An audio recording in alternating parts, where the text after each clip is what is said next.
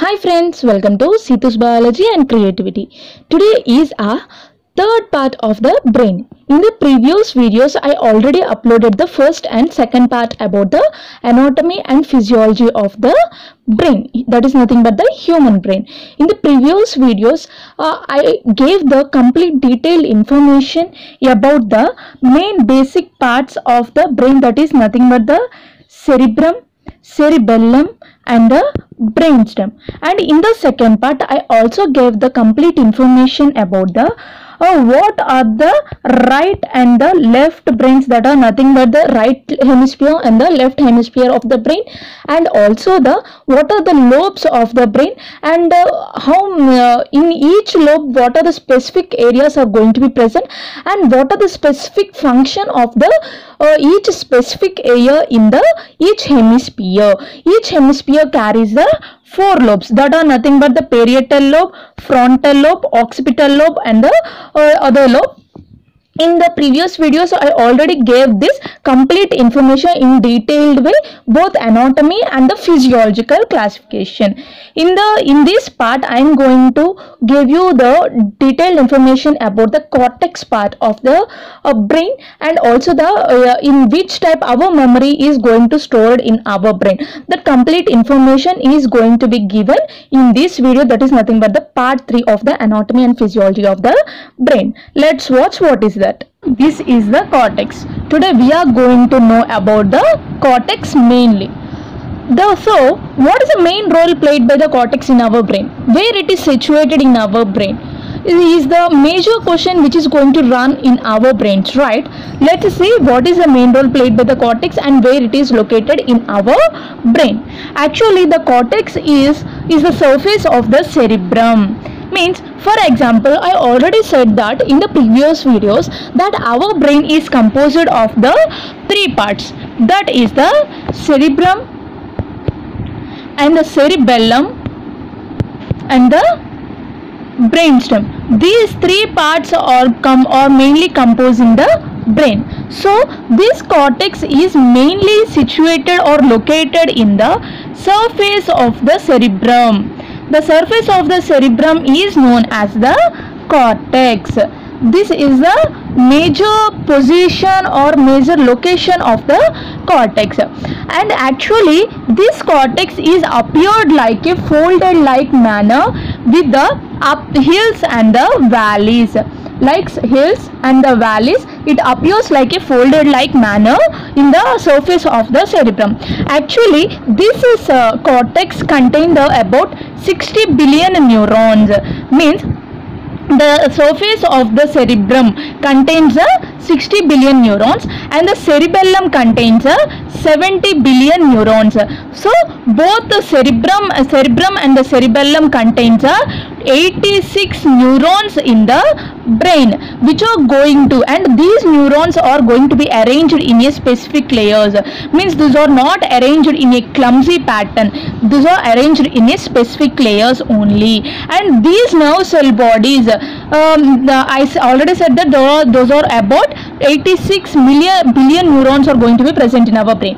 These nerve cell bodies are going to produce the color to the cortex. That color is known as the gray and brown color. So for emitting that color to the cortex by the nerve cell bodies, the color emitting position in the cortex is known as the gray matter. And beneath the cortex, under the cortex, there is a long nerve fibers are going to be present like this. Long nerve fibers are going to be present.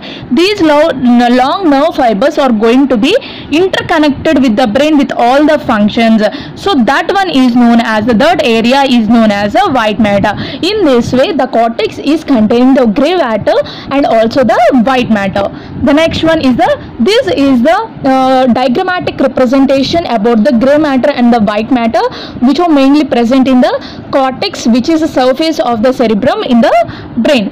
The highlighted or orange colored position is known as the gray matter, and the white color portion, what it is we are seeing now, is known as the white matter. The next one, and the foldings of the cortex. I already said that the cortex is located in this foldings way. right? Why it is going to be folded in the brain? Means it is going to increase the nerve fibers or the billions of neurons to be situated, to be hold in the, means to be fit in the brain without coming out. For that sake only, means this cortex is going to be increase the space in the brain by folding that one in the brain. So it is going to produce the more space to fit inside the skull for the neurons. And the each fold, that means this one, each fold is known as the gyrus,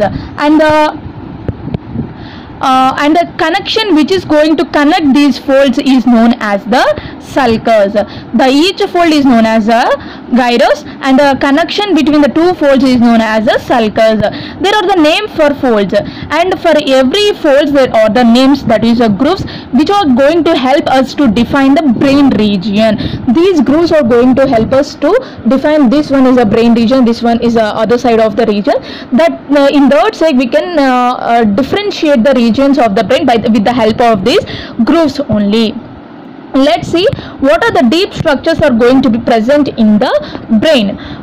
The pathways, actually I already said that in the white matter is mainly composed of the long nerve fibers which are going to be connected to the, all interconnections are going to be held in this white matter only. So it is going to connect the areas of the cortex to the each other. From the cortex to the outer surface of the brain, the interconnection is moving on with the help of this white matter only, that is nothing but the long nerve fibers. And the message is also going to be traveled from the one gyrus to the other. And also I already said in the previous videos, we are in our brain there are the different lobes which are going to present in each hemisphere, that are nothing but the 4 lobes, and from one lobe to the other lobe also the message is going to be transferred with the help of this white matter, that are nothing but the long nerve fibers. And the structures which are going to be present in the deep side of the brain will also be receiving the message with the help of this white matter, that are nothing but the long nerve fibers. And these are the different deep structures which are going to be present in our brain, that are nothing but the motor circuits, amygdala, hippocampus, spinal cord, cerebrum, medulla, pons, and the hypothalamus, corpus, thalamus, lateral ventricles, and the putamen. These are the major parts which are going to be present in the deep side of the brain. Let's see what are the roles played by them in our brain. Let's start with the hypothalamus. Where it is located is a major question. I already shown in the figure that this one is the green color emitting position is known as the hypothalamus. It is mainly located in the floor of the third ventricle. In the floor of the third ventricle it is going to be located. And what's the main role played by this hypothalamus is it is going to regulate, and it is a master control of our autonomic system, which are not in our control, which are the spontaneous actions in our body are under the control of this hypothalamus only. And it is going to play a major role in the controlling of our behaviors such as hunger, thirst, sleep, and the sexual response. And it is also going to regulate our body temperature, blood pressure, emotions, secretions of the hormones.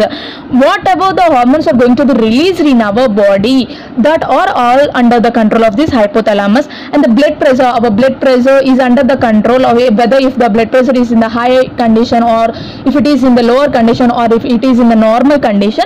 Those are all under the control of this hypothalamus only. And our emotions are going to be triggered. If in one situation we are going to be in the sad mood, if in one situation we are going to be in the happy mood, our emotions are going to be triggered and changed with the help of under the control of this hypothalamus only. The next one is the pituitary gland. Where it is located is a major question. It is located in the small pocket of the bone, that is the skull.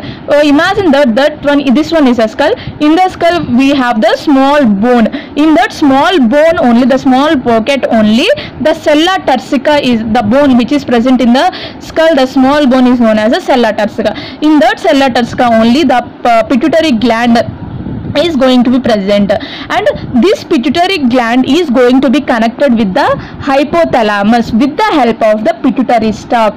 For example, this one is the hypothalamus and this one is the pituitary gland. These two are connected with the help of this pituitary stalk. So by the interconnection of this pituitary gland and hypothalamus, the pituitary gland is also going to play a major role in the regulation of the endocrine glands in our body. I already said in the previous slide that hypothalamus is going to regulate the secretion of the hormones. The endocrine gland is a major gland which is going to secrete or produce the hormones in our body. So pituitary gland is going to regulate the or control the endocrine gland. Means if it want to secrete the hormones, it can secrete. If it don't want to secrete the hormones, means it can't secrete. Like this, the endocrine gland, the complete function of the endocrine gland is under the control of this pituitary gland only. The next one is the pineal gland. Where it is located? It is located behind the third ventricle, and the hypothalamus is located at the floor of the third ventricle, and pineal gland is located at behind the third ventricle. And what is the main role played by this pineal gland in our body? Means it is going to regulate the body's internal clock and the cardiac rhythms. There are nothing but our heart rhythms are going to be regulated by this pineal gland only. By which way it is going to regulate our cardiac rhythms? Means by secreting the hormone like the melatonin. It is also playing a major role in the sexual development in one's own individual. The next one is the thalamus. It is going to play a major role and acting like a relay station for almost all information that comes and goes out of the cortex. It is a cortex, it is a complete brain. For example, which is the information which is going to come out of the cortex and the information which is going to out of the cortex is all under the control of this thalamus only. And it is also playing a major role in the pain sensation. If we feel any pain, for example, if we are going to walk on a road, if one of the bike was dashed to us, that bike may hurt us. We feel the pain. That pain sensation is also under the control of this thalamus only, and our attention, our alertness, and our memory is all under the control of this thalamus only. The next one is the basal ganglia. This basal ganglia is also contain the other four parts. Those are the chordata, putamen, globulus, and the pallidus. And the nucleus which is going to present in the basal ganglia is work with the cerebellum. Means the ganglia is going to be work along with the cerebellum. So for working along with the cerebellum, it is going to coordinate the fine motions such as the fingertip and also the movements in our body. The next one is the limbic system. The limbic system is the center of our emotions, learning, and the memory. Our emotions, what we are learning in our daily life, that one, and our memory, what we are going to storing in our memory, all are under the control of this limbic system only. Included in this system, there are the cingulatory gyri. In this limbic system, there are different specific areas which are going to regulate our daily reactions. Let's see what are those. Cingulata, gyri, and the hypothalamus and the amygdala. These three are going to regulate our emotional reactions in our body, and the hippocampus is going to regulate our memory in our body. In this way, these parts are going to play a major role in our bodies. So by this video we came to know that what are the different parts which are going to be present in our deeper structure, and what is the main role played by the cortex in our brain, why it is going to be form a gyrus and the sulcus in our brain for promoting the space to the 86 billion neurons in the brain. I think you understand this video. If you like this video, please do subscribe, share, and the like. In the next video I am going to upload the fourth part of the brain. Okay, thank you.